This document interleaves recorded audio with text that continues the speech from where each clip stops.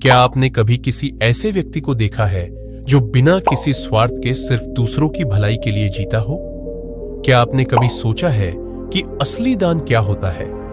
आज की कहानी एक ऐसे दानवीर के बारे में है जिसने बिना किसी स्वार्थ के जीवन भर दूसरों को दिया, लेकिन बदले में उसे क्या मिला? नमस्कार दोस्तों, स्वागत है आपका हमारे चैनल मोटिवेशनल ज्ञान 0.2 में। आज हम आपके लिए लेकर आए हैं एक बेहद प्रेरणादायक कहानी, दानवीर वृक्ष। देखो, ये पेड़ कितना बड़ा और सुंदर है। इसकी छाया में बैठकर कितना अच्छा लगता है। बच्चा 2, हाँ, और ये हमें मीठे मीठे फल भी देता है। गांव का बुजुर्ग, ये सिर्फ एक पेड़ नहीं बल्कि इस गांव की शान है। ये बरसों से हमें छाया, फल और लकड़ी देता आ रहा है। पेड़ गांव के लोगों के लिए बहुत महत्वपूर्ण था।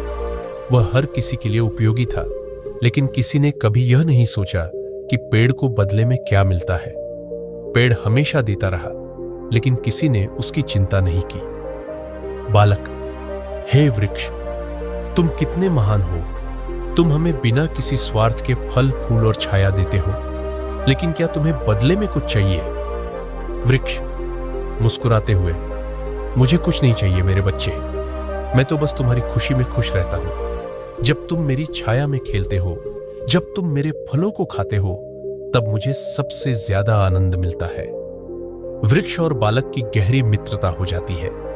बालक हर दिन वृक्ष के पास आता, उसकी टहनी पर झूलता और उसके साथ खेलता। लेकिन धीरे धीरे समय बीतता गया। बालक बड़ा हो गया और वृक्ष को भूल गया। कई वर्षों बाद वही बालक अब एक जवान युवक बन चुका था। वह वृक्ष के पास आता है, लेकिन इस बार उसकी आंखों में बचपन की मासूमियत नहीं बल्कि इच्छाएं हैं। युवक, हे वृक्ष, मैं अब बड़ा हो गया हूं, मुझे बहुत सारा पैसा चाहिए, क्या तुम मेरी मदद कर सकते हो? वृक्ष, बिल्कुल मेरे बच्चे, मेरे पास फल है, तुम इन्हें तोड़कर बेच दो और जितना चाहो उतना धन कमा लो। युवक खुशी खुशी पेड़ के सभी फल तोड़ लेता है और उन्हें बेचकर अमीर बन जाता है।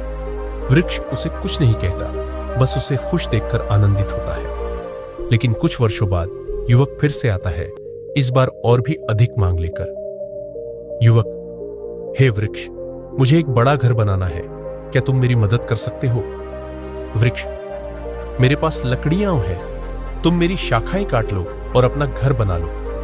युवक खुशी खुशी पेड़ की सारी शाखाएं काट कर ले जाता है। अब पेड़ सूना हो चुका था, लेकिन फिर भी उसने कोई शिकायत नहीं की। उसने खुशी खुशी त्याग कर दिया। कई वर्षों बाद वही युवक अब बूढ़ा हो चुका था। वह एक दिन लाठी के सहारे चलते हुए वृक्ष के पास आता है।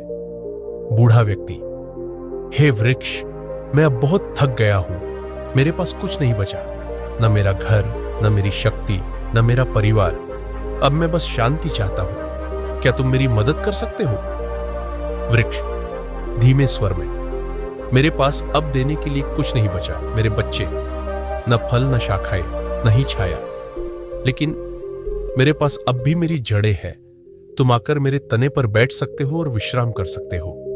बूढ़ा व्यक्ति चुपचाप वृक्ष के तने पर बैठ जाता है और उसकी आंखों से आंसू बहने लगते हैं। उसे अब समझ आता है कि उसने जीवन भर इस वृक्ष से लिया, लेकिन कभी कुछ लौट आया नहीं। वह रोता है, लेकिन वृक्ष मुस्कुराता है, क्योंकि उसका जीवन दूसरों की सेवा में बीत गया।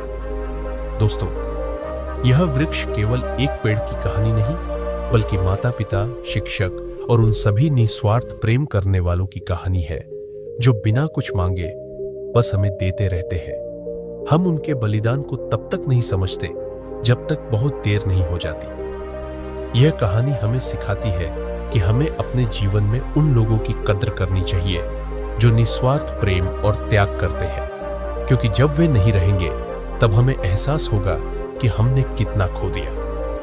अगर आपको यह प्रेरणादायक कहानी पसंद आई तो इसे लाइक करें, कमेंट में अपनी राय दें और इसे अपने दोस्तों के साथ जरूर शेयर करें। ऐसे ही प्रेरणादायक कहानियों के लिए हमारे चैनल मोटिवेशनल ज्ञान 0.2 को सब्सक्राइब करें और बेल आइकन दबाएं, ताकि आपको नई वीडियो की अपडेट मिलती रहे।